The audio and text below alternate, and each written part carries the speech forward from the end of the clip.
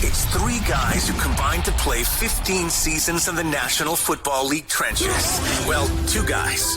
And Mackey, who didn't do shit. This is the O-Line Committee. Time to get canceled again here. Time to get in trouble.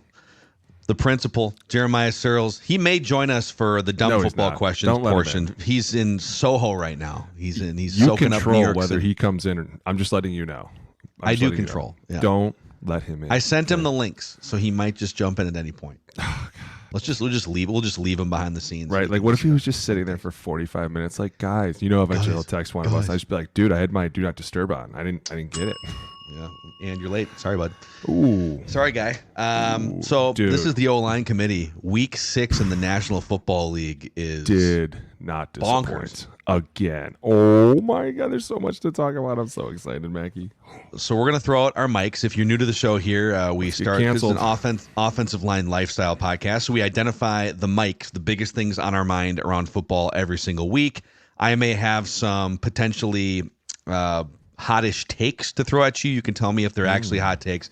And then part 2 will take the shape of dumb football questions. So we'll get to those, most of them from the audience. But last night, I'm sitting there in bed. Vikings bye weekend for me. So it's a weekend of self-reflection. Zero stress, right? Yeah. Zero stress for you.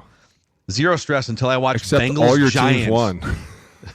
The Gophers, dude, going into UCLA. Let's go. Oh, dude, it's going to be cannot wait. But, hey, by the way. Nice job by Ohio State, by the way. Not every team can stand up in the fourth quarter and deliver like the Gophers. Just so you know. Yourself. How about that? Okay, if they knew how to pass the ball. Who the fuck slides in the middle of the field with 2 seconds left? I was like, dude, Dak Prescott 2.0, what are you doing? But talk about this Sunday night game. Bring it, dude. I'm excited, and not only that, but I have a totally new mic that I didn't even bring up to you that I'm just going to sidewind you with that I am so excited about. So here's my first mic off that game. It's Daniel Jones.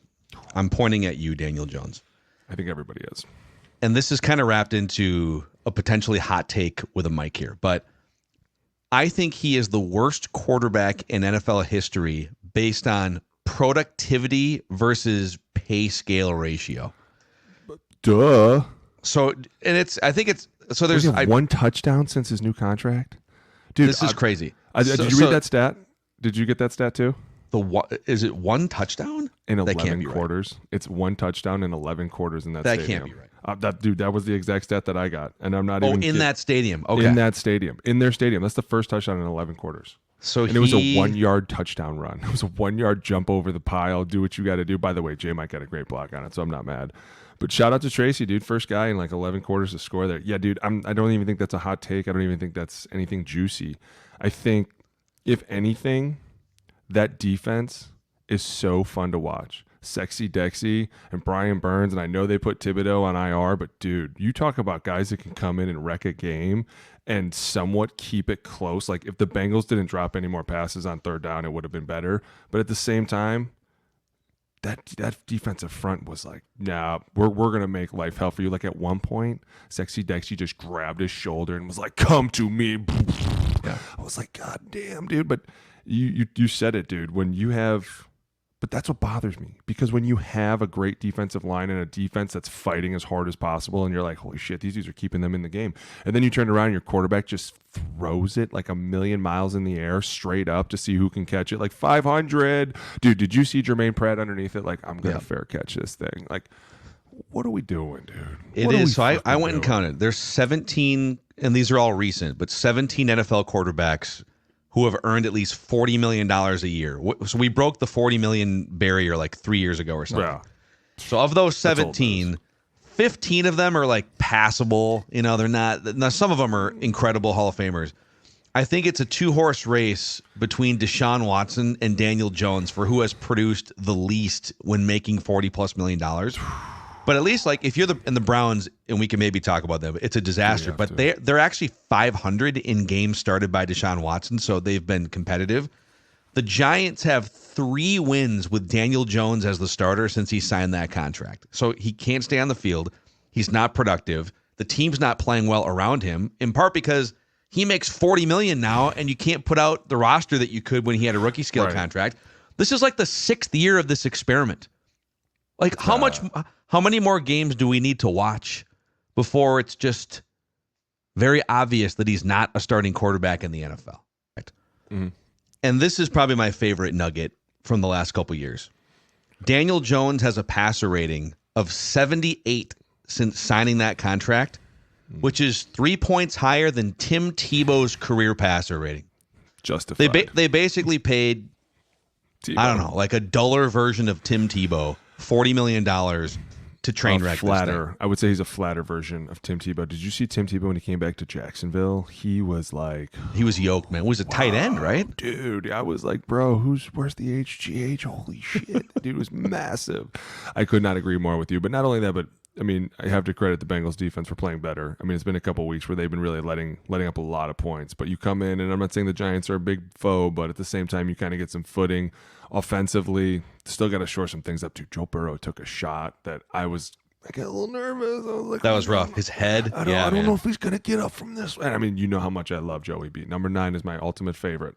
I mean, I got his rookie card upstairs. I fucking love the guy. Wow, he signed it. He can. No, and I'm gonna try and get CV to let him do it, but I don't want to bother anybody. You know, I hate that shit. Hey Joe. It's Alex. CV, get Joe to sign this for me. But no, I mean, you can't keep letting him take hits like that. Like we talked about it in the preseason. If there's one guy that's coming back that we're like, man, he's got to stay healthy for all of us to believe in him, that's one of the guys. And watching him take hits like that doesn't help. So, I mean, when you look at that whole division, and maybe that's where I'm going with my next mic, it's starting to become really competitive. The Steelers are doing it in a very weird way. They're defensively coming out and just smashing people and just wave after wave after wave. And offensively, it kind of sputters out, and at times it makes sense, and at times you're like, what the fuck am I looking at? Like last week was Najee Harris. And you're like just watching him bust through runs, and you're like, okay, this could start to work more defensively. TJ Watt gets the fumble, but at the same time, you talk about they get a win, right? And then you turn around and the Ravens, they get a win, and you're like, all right, this has become really competitive now. And at the same time, can the Bengals dig themselves out of that hole? They're playing good football. It's just, is it too late? And that's one of the things that we talked about, I think, last week. What's their schedule? Let's pull this up here. The Bengals. I'm just curious. I don't think they're dead. But you don't know that yet. You gotta let's say this. You got to hope for a lot of people to do a lot of things wrong. Like you got to hope the Ravens go nosedive. You got to hope the Steelers eventually get caught up. Which, by the way, Justin Fields still starting over there. They got Russell Wilson making $50 million just sitting back there. Like, well, but he's only making like $1 million from the Steelers, right? Okay, let's not be stupid, though. I think the Broncos are paying him from the other team, so he's making $50 million. Steelers don't care about that sunk cost. What was that last? Was that dot right or tricks right? I didn't get it in there. I'll fucking do that for 50. So the Bengals, they're 2-4. They play Cleveland next week. Then they play a tough game. That's a tough game. Home against, but it's like they're. I'm guessing they're favorite. No, it's the Battle of Ohio, dude. Don't downplay that shit. It's the Browns. Deshaun Watson or Joe Burrow. Fucking. And I know that I'll take. Don't even talk about that Predator. I hate that dude. Then it's home against Philadelphia, which you got, and we'll get into them too. I'm sure. Nick Sirianni is going nuts as things. So home against Vegas in Week 9. So that could be a 3-0 stretch for the Bengals, and then you go at Baltimore Week 10. That's a tough game. I mean, but they could easily be 4-5 or 5-4 going into that Baltimore game, and then the Baltimore game, obviously, if you lose it, then then you're kind of screwed. In the water. I agree. Yeah, and it's going to be interesting for sure. To get a win Sunday Night Football is always fun, especially on the road. But credit, dude, Chase Brown. That run at the end, securing the victory. But dude, I love the fact that they stayed with him even after he fumbled it. Like when he fumbled it, I was like, dude, don't get away from this. And they just kept sticking it to him, and it was one of the things that helped him. So credit them for that. Okay, another mic here. I'm going off topic. Totally. Go ahead. Are you ready for this? Fire away. I cannot believe me, there's other bigger news than this, but Tampa Bay, man, they have my heart. And I don't know if it's this Baker problem that I have or what, but fucking 600 yards. Yeah. 600 yards. They can play it. Dude, listen. Here's what's the crazy part. If it weren't for those 3 interceptions, and I will say one for sure was Baker's because the dude just totally undercut it, and it was one of those like, that's on you, right? One of them gets deflected in the air 35 feet. The other one like goes off someone's face mask and gets caught. They may have had like 900 yards, dude. I mean, This whole thing down there is just incredible. And I'm looking at some of the names like Sean Tucker, this running back coming out of nowhere, who reminds me of like Corey Dillon. Fucking, did you see the video of him running away? His legs were like the whole fucking screen. I was like, dude, I ain't seen legs like that in forever. Holy shit. Like just gone. And the whole thing works. Baker makes it fun. They're throwing the ball to every which person. Bucky Irving, my God, he cuts back one more time. By the way, I never really like doing this, but I do because they're D linemen. Did you see when he cut back and Cam Jordan like fell backwards? We should pull up their film tomorrow. We should break down some of that film. Dude, they're the highest score. They're tied with the Commanders, highest scoring team in the NFC. And I think when they lost that weird overtime game to the Falcons, was that last week? It was Thursday game, right? Same thing. Baker was just waiting on the sideline, like, where's my chance? Where's my opportunity? Like, this is a whole new team, dude. I love the new vibe I'm getting from them. I love the whole Mike Evans is having fun. Chris Godwin showing up.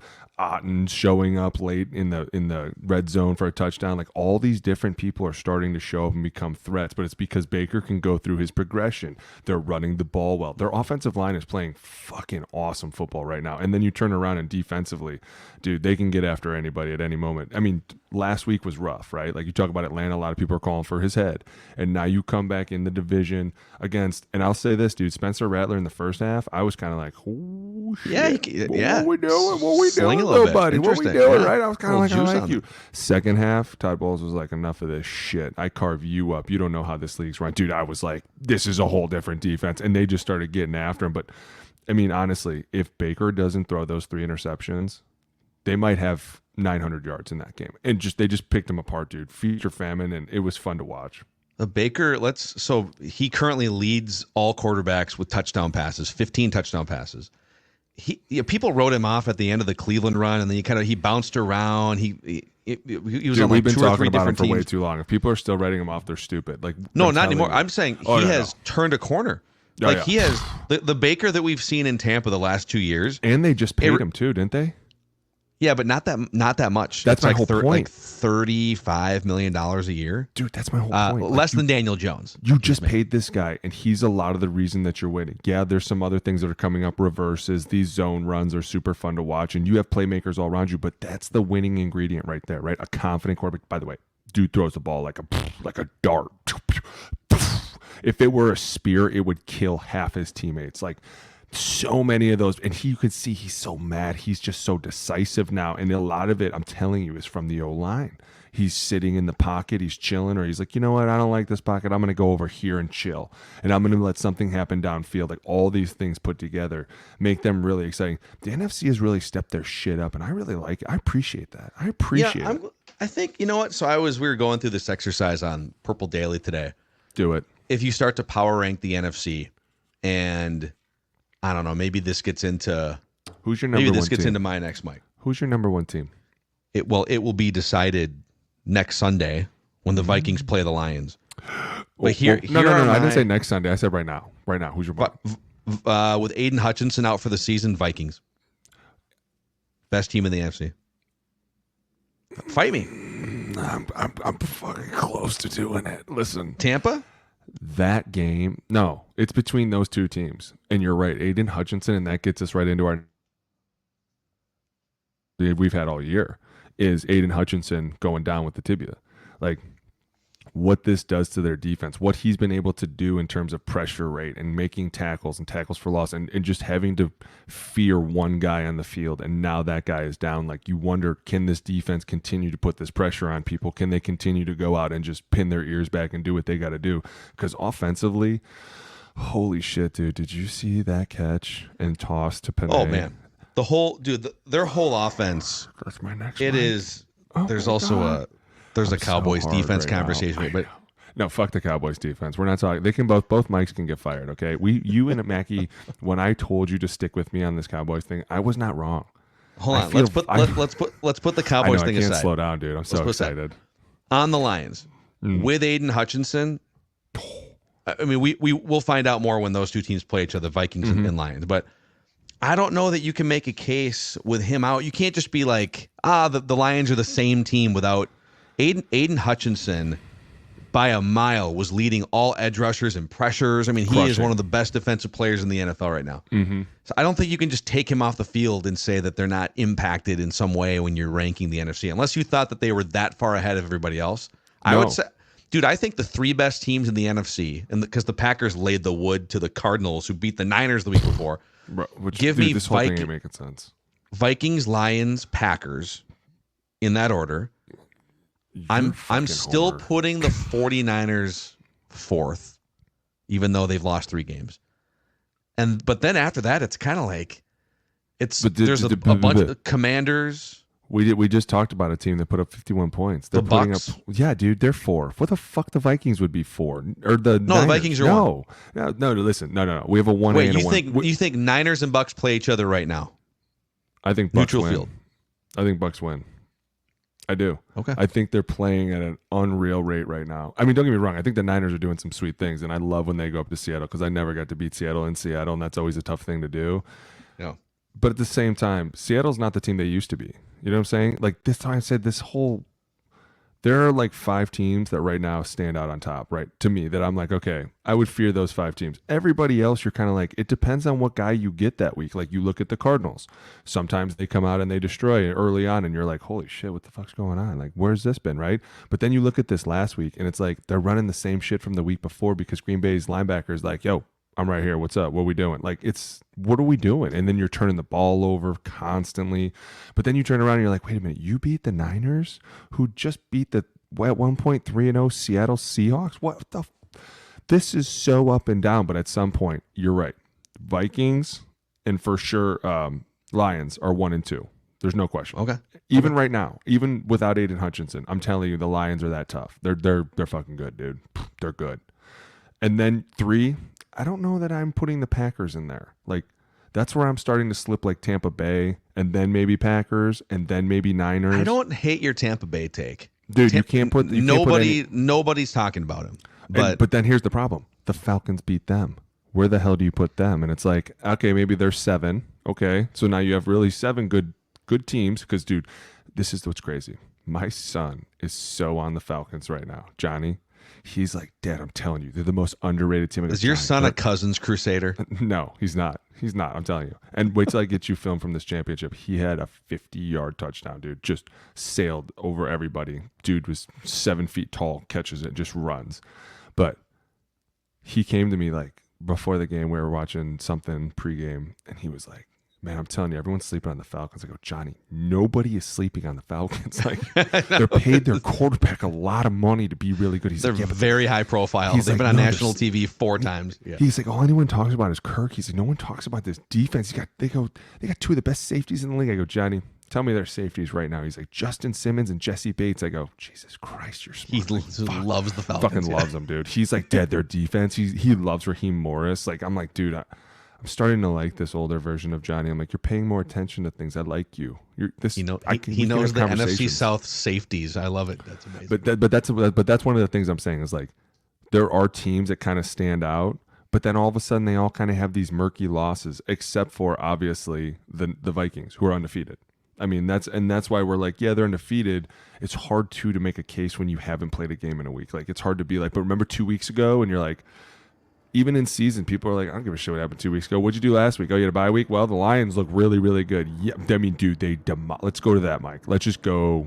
You want the Cowboys right now? Dude, okay. Right now. Let me set this up because this is the 3rd generational ass whooping in the last 4 home games for the Cowboys. So I guess, my mic is Mike Zimmer. No, we should have 2 mics. Mike Zimmer, Mike McCarthy, the 2 mics that are overseeing this disaster.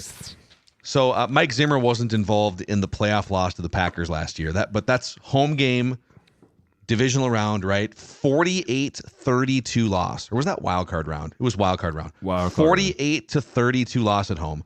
Yeah. Season's over. And then week 2 Saints, 44-19. And the Saints haven't won a game since, by the way. And then a 47-9 loss to the Lions on Sunday.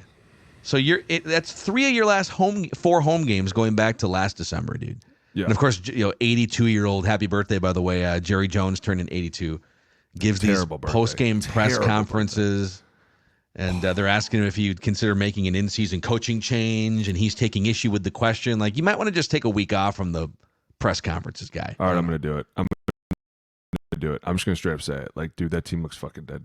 Was I the only one watching that game where their tackling was morbid? And at the same time, like, you watched Montgomery run through, like, fucking one dude and just trucked him, and the guy tried hanging on, like, please, somebody else come save me. And he was like, not a chance. That team has the biggest problem is going to be there's a riff right now between CD and Dak. Clearly, like, there's something going on, and that interception in the end zone was just brutal. Dude, it was fucking ugly, and you could just tell, like, things are going to start to heat up, and the more the score got on, dude, the Lions scored on every possession except for the last one of the game. Like, I can't tell you how many times that happens in the NFL. Probably never. And when it does, you're like, boys, we're cooking. We are not about to slow down. We're about to continue steamrolling. Like, it's weird. You get into this funk where you're like, everything's working and they're having fun. Dude, we talked about it. Like, when the other team is pitching the ball to the right tackle, you're like, they're being assholes. Now they're just gloating. On your owner's 82nd birthday. Yeah, I'm sorry, man. Mike's got to go. They got to go, bro. I don't know what to tell you. But you're like mid-season. What are you going to accomplish by? So you're going to fire McCarthy. You're not promoting Zimmer, right? No. I got an idea. The best play in that game was that fake reverse. You promote Jim Haslett. You make him the head dude. He's the only guy doing anything worth a shit all year. Like, this guy. Well, he was a head coach a long time ago, right? Oh yeah, for the Saints, right? Yeah, back like 20 years ago. Was it? Yeah. Yeah. He was the Saints head coach from 2000 to 2005. 68 years old now. Dude, I'm telling you. He was the head coach of the Florida Tuskers in 2009 too. Get you some. Dude, I think the nail in the coffin was the flea flicker. When I saw that flea flicker to Laporta, and it couldn't have been a more beautiful pass, I was like, this team is going to get steamrolled today. It didn't set anything up good. And at the same time, did you see that interception that Dak threw? Yes. Did you see it from his point of view? From what, the end zone camera? What do you mean? Yeah. I've seen stadiums like this, and I've always been like, this is going to end up hurting someone eventually. The sunlight, when they showed it from his angle, all you could see was sunlight coming at you. And it's because at the top, there are all those windows, and it must have been like an early game. And so the sun was like just coming down, or it was an afternoon game, so the sun was coming down. And as he threw that interception, the sun was clearly straight in his eyes. And it was like, man, I've never seen a team shoot themselves in the foot and not even realize that they're going to do some stupid shit like this. Like, I'm not even making excuses for him. When they showed, because they had the aerial thing come down and it showed exactly when he threw it, all you could see was like streaks of light coming into, and it was like, isn't that? I saw some Cowboys Twitter complaining that like that's a design flaw that's been talked about in that stadium. I've thought that for years, because you know who else kind of has one is the Colts. And you're like, dude, that's got to fuck somebody up eventually. And eventually you're going to shoot yourself in the foot. And couldn't have been at a worse time. Like, you're getting your ass kicked on your owner's birthday, and all of a sudden the sun comes into factor when you're in a dome. What the fuck are we talking about? It's crazy. Remember when they built that stadium and the scoreboard was too low and punters were hitting it too, like 10 years ago? By the way, Jim Haslett is not on the staff. Are you thinking of John Fossil, the special teams? John Fossil, yeah. John Fossil, yeah. Also a long time, the Fossil family of football coaches. I want to know. But good luck to Jim Haslett and whatever he's doing these days. How do you have do not disturb on your phone and somebody still gets through? How does that happen? Who's getting through? Coach family. Must be wanting to play us again. Dude, the season's over, guys. Leave it alone. We won. Hey, listen, Dallas, 5 turnovers. That ain't going to do it. I'm just going to be straight with you. And at the same time, your piss poor tackling effort was just not on point. I'm telling you, man, when you play a team as aggressive as the Lions that are like, we are here to fuck shit up, you come prepared, or else they're going to give it to you exactly like they did. And I love the fact that, dude, man, Campbell just looked like he was so like, let's just keep going. Fuck it. All right, here we go. Here we go. Yeah, keep drive it down the field. Yeah. Play flicker. Third quarter, play flicker. I can't wait for Lions Vikings, man. That's a noon game that really needs to find a home. It's too late at this point, but that thing needs to find a prime time home. Never too late, dude. That would be. We should open up flexing like the day before a game. You know what, guys? We're actually move this one to Sunday night here. As a player, I don't think it would bother me. And I would probably you would see it coming. You would see it coming way more. Like you'd be like, we're not a good team. We should be prepared to play early. Everything. Yeah, the Vikings have like 2 or 3 games. So I think they had 2 primetime games before the season. There's going to be like a Packers-Vikings thing, maybe a Kirk Falcons-Vikings matchup. Let me give. Okay, my next mic is a team that we did not mention at all in our NFC rankings discussion, even though they now have the second, make it third best point differential in the NFC after yesterday. Can I guess? Mm-hmm. Are they in the North? Mm-hmm. The Bears. The Chicago Bears, dude. Dude, oh my God. Dude, what is... I'm so happy. I made a stake in a beer bet that they would make the playoffs, right? You did, yeah. Let me see. I am still on that, dude. I'm telling you. Listen, I don't like the way Bears the dude... making playoffs. I don't like the way the dude sits in the pocket, and he's not a dude. When you're like, he gets a little panicky at times, and he starts to get like a little frightened, and you're like, calm down. Nobody's around you. Nobody's Standing around there. But like... At times, he can fire it in there, and I love some of this play calling. Did you see that touchdown to Cole Kmet? Yeah, the first one.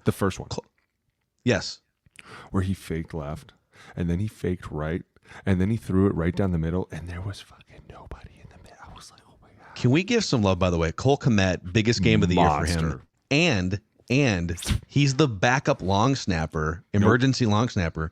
Every time he scored a touchdown, he had to stand in there and long snap that thing back for the extra point. Dude, that's underrated, so low key, one of the best games. So of the much year. Pressure. Oh, I was so excited. And then you bring Keenan Allen into it. The catches that he was making, like he's just such a physical receiver. But dude, I am.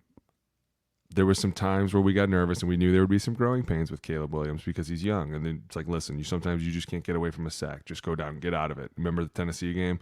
But now you're looking at a guy who at times gets me a little nervous when he's kind of like freaking out in the pocket. But you're like, dude, settle, take a breath, like deep breath. Nobody's around you. I think it's good in my mind when I see that because I go, his time clock and his brain has gone off. So it's like, it's because it happens a lot, but it's not always when there's pressure around. And I think that's just his mental clock going, hey, it's been 4 seconds. Something's got to go. So he'll start to be like, okay, I'm not supposed to be in here anymore. And it's like, dude, this is the NFL. There's a couple times where you're going to be able to sit and go through some things.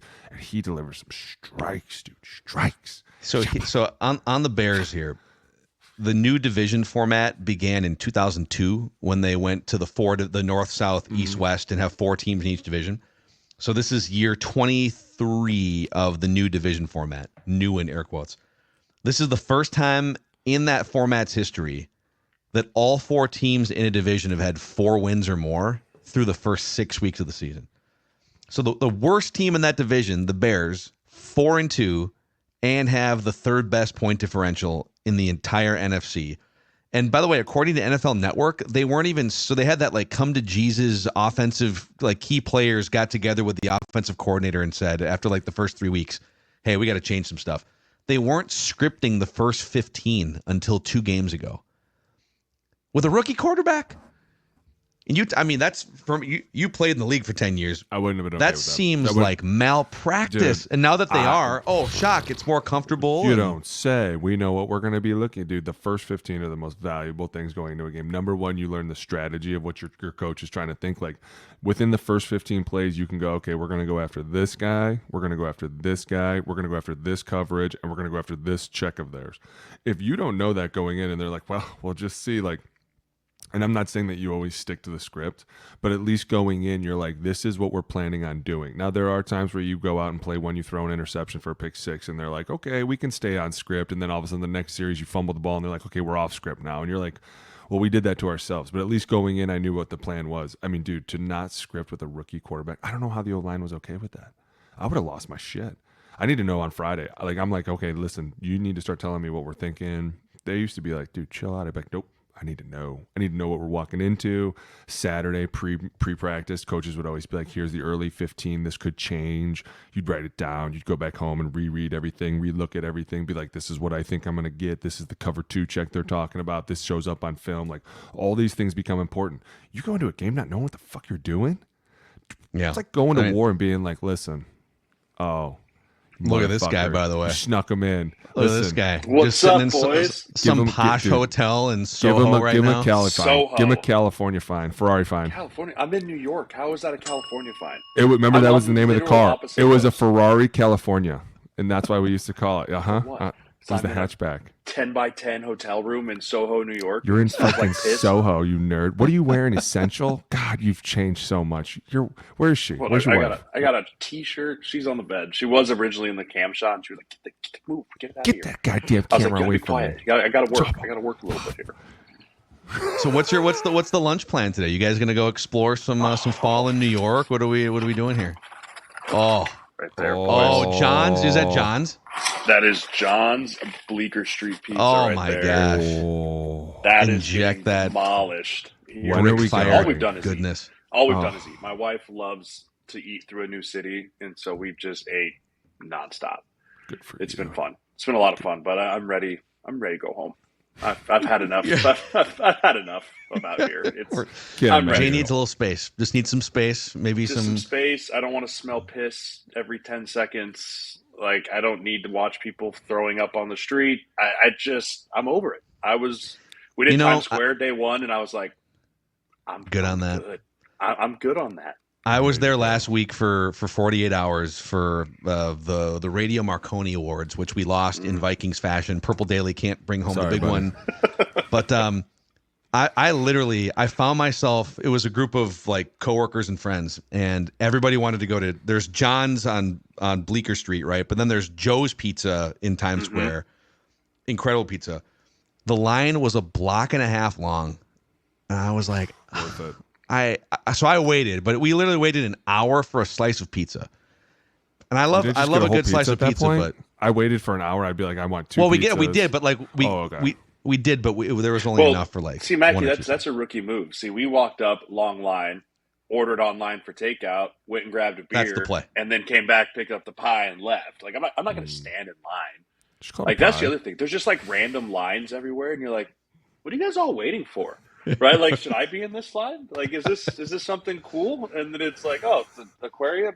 I'm good on that. I can watch fish anywhere. Why would I go to the New York? It's either for a slice of pizza, an aquarium, a porta potty, or just people standing for no reason. My wife is not a big public transit person, like by any means whatsoever. And so we took the ferry to the train to the game yesterday.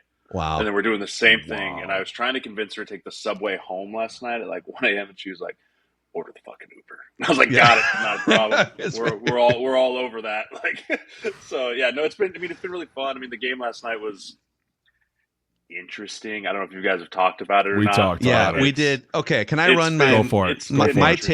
my take from the top of the show? And you are the resident Giants defender here. So I will say this and then you can defend them if you want to. But it's been 6 years of Daniel Jones at this point, and where I'm at here is not only is he of the 17 quarterbacks now in recent NFL history who've made $40 million a year or more, it's him and Deshaun Watson in a battle for just like worst performance per $40-50 million paycheck. Yes. But the Giants have 3 wins with Daniel Jones as the starter since he signed that contract.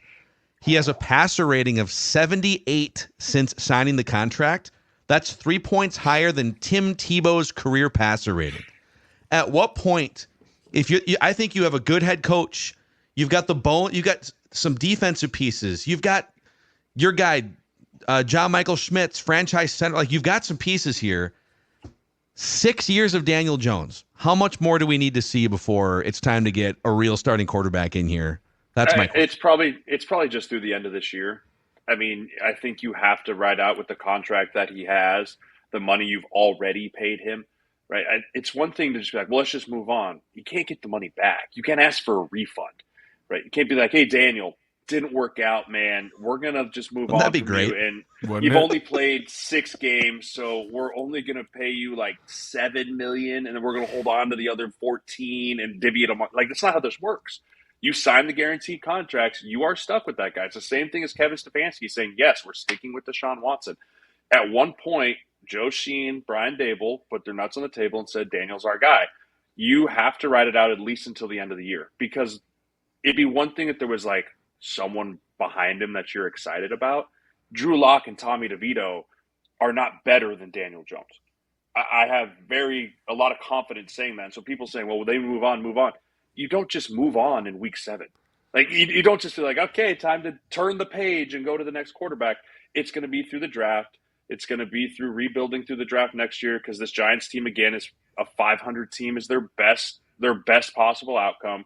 So you're going to be picking somewhere in the middle of the first, a chance to trade up. It's not a super heavy quarterback class in the top, in my opinion. They're kind of all the same. You start about Shadur. You start talking about the kid from USC, Carson Beck. Like, there's a couple of guys who are just like, okay, but it's not like a clear-cut favorite, Caleb Williams, Jaden Daniels, that type of thing. Okay, I have a solution. If you can't draft high enough, because I actually think, like, they've been feisty lately. I don't think they're going to just lose out. Their defense is great. I got a guy.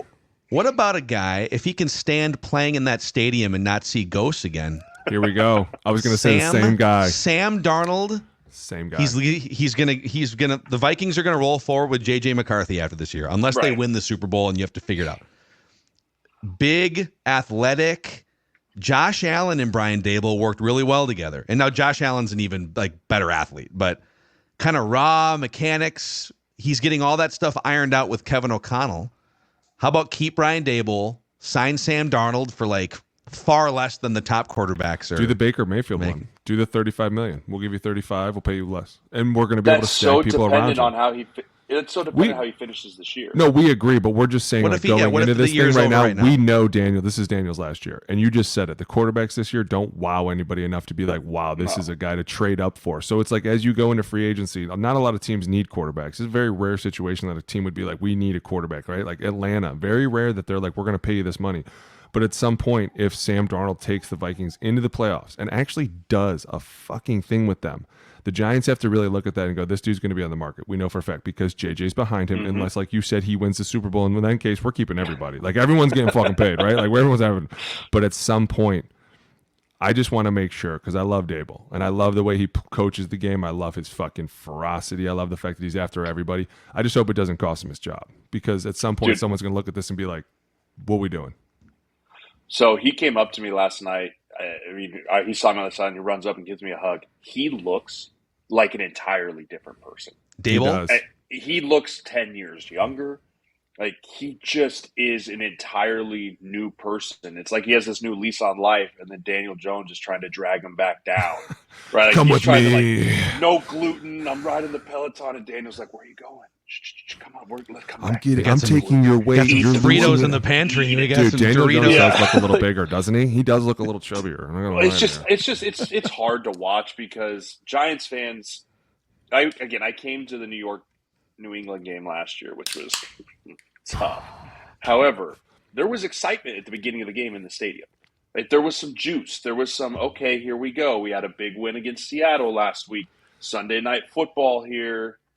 Like, we can do this, right? We can figure this out and beat a big-time player at home. And the energy got zapped out of that stadium like that. Yeah. I mean, but instantly the energy was gone, and the boos rained down on the first series. I mean, just that place is so done with Daniel. It gets a little out of hand, but it's the same thing. You have to move on if you're the New York Giants, just based off of you want to put butts in the seats. Because people are going to stop paying money to come watch the show that is being provided. It's been, and as we talked about years on the show 100 times, what pays the bills? Butts in the seats. So what makes the decisions from the top? Immediately butts in the seats. So that's my main reason why I think they'll probably move on from Daniel. But hey, to be fair, that defense, sexy. Legit. Like, yeah. Brian Burns, you lose Thibodeau, but they're still getting, and that was one of the things that we talked about. Like, you, I think, brought this up earlier in the season, was with Joe Burrow, can he stay healthy? And you talk about taking some shots, dude. That shot that he took, that I think it was, who hit him? Was that Brian Burns that hit him? It was Burns. Yeah, they ran a TE on the left side. Dude, you can't.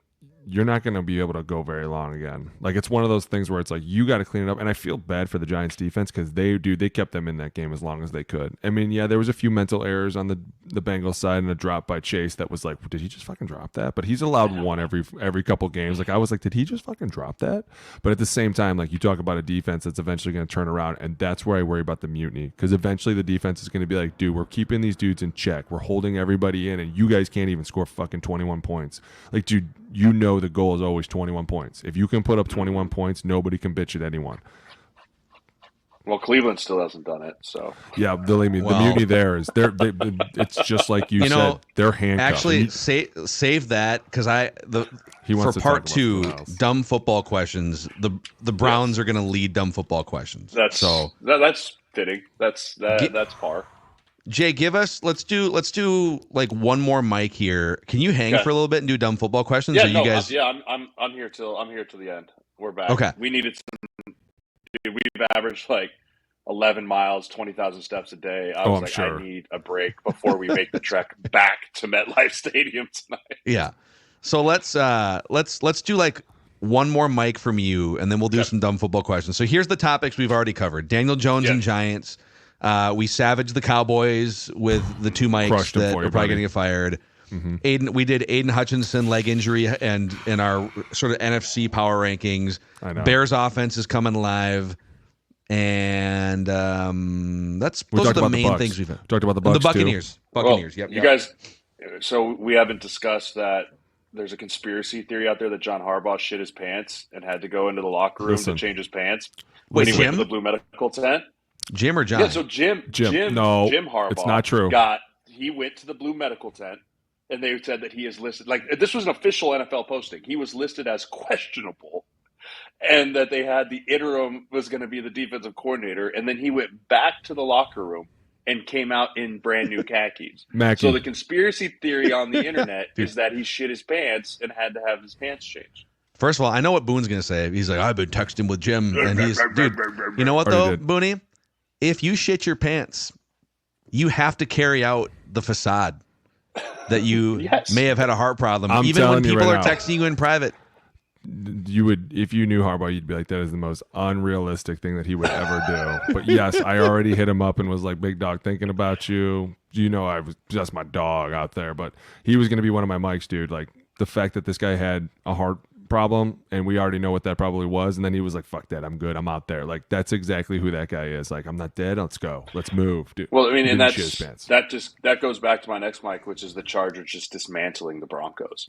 Well, right. I mean, just an absolute handing them everything they could want and more, and doing it on the backs of J.K. Dobbins, right? Just watching that game as we were getting ready. I was watching as we were getting ready to go into the stadium, and it was up on the big board. I was like, oh, can you believe it? Right. First of all, people were ecstatic that the Cowboys were getting their teeth kicked in. Right? No one was happier than Giants fans. But like watching Bo Nix struggle against that defense and watching that defense just try and stop the run. Bo Nix is riding the roller coaster more than maybe any rookie quarterback right now. But the Chargers are for real, man. They're for real. They don't have a ton of weapons outside yet either. They start getting a couple receivers to add into that offense. It's going to be scary and exciting. So, real quick, the Chargers, they had 9 different guys catch a pass in that game. And even though that was, I think it was the most Justin Herbert has thrown pass attempts in a game, he's averaging only 25 pass attempts per game, which is 13 fewer than his career average of 38. Yeah. So it's and you thought, is he gonna have to Harbaugh gonna have to change the way that he did? No, he comes in everywhere he's coached, dude. Everywhere he's coached, college, NFL. You guys 10 years ago, Booney. Yep. We run the ball more than any team in the NFL. Period. But it's funny, and that's what he's doing. It's funny you say that because that's one of their big MOs is when they used to go into the bye week, they would be like, we need to come out with a bang. Like, we need to come out and do something crazy. And if you look, they threw the ball more than they have all year in the first half. Like, everyone was like, holy shit, they're throwing the ball a lot. And it's one of the things that when they go in, they're like, listen, we got to come out and be a little bit unpredictable. We have to keep making sure everyone's on their toes. Jump out into a big lead, and then we're just going to run the game out with the rest of the running backs. Like, dude, and a lot of that is, once again, from the offensive line. Like, dude, it was, you talk about dudes having to be road graders, and you talk about dudes having to show up week in, week out, and what they've been able to do up front, even with Rashawn Slater being hurt, like, dude, they look really, really tough. Now, the question is, can they be tough for a long season? We added a game. We're adding more games. Like, it's like, how long will they continue to let these offenses roll? But, dude, as far as we know, you have to get. Oh, thought I was on with bad internet. Second time. This is the second time Booney's internet has. Fine. I'm in a hotel room in the middle of New York. He's at home in his comfy little office, middle of his monologue. What the audience doesn't know is that we did take an 8-minute pause after the first 10 minutes of the podcast because Boone's like C- grade internet cut out for Which is unbelievable that you can be in like today's society and not have at least high speed internet at your house. He's got the dial up. He probably AOL, still uses AOL Instant Messenger too. Yeah. But to finish on Boone's thought though, where he was going with that is it's going to be very interesting if, again, the health is going to be the number one concern for the Chargers going forward because the depth on that team's not great. I think the starters are all very average to good, right? If you have 11 starters on both sides of the ball that are average to good and you don't really have any bad players, you're going to win a lot of games. But the depth pieces are where it really starts to get interesting. So Joe Alt missed a game. Slayer had to come in. Rashawn misses a game now. You're starting to get guys that are going to have to filter in and out. The health of the Chargers is what's going to dictate whether they can continue to be the bully in the AFC West or not. And I cannot wait to watch them play the Chiefs. I mean, that is going to be such a fun game. It's going to be as big as you want it to be, Mahomes, Herbert, but it's not really going to be that way. Watching the Chargers yesterday, I think they can go toe-to-toe with the Chiefs right now, just watching both those teams play. So do you think he shit his pants or no? I don't think he did, but I thought it was hilarious that the internet is just the best place on earth. And it's just like, Jim, to the locker room, new pants. He pooped himself.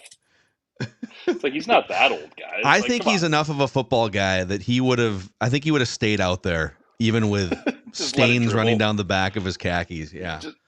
Just letting it dribble down the back of the pants. Oh my gosh. All right. We're gonna stop here at this point, part one, see if we can revive Boone's internet, and then we'll hit you guys with dumb football questions for part two here. If you haven't already, click that like button and the subscribe button on the O-Line Committee YouTube channel.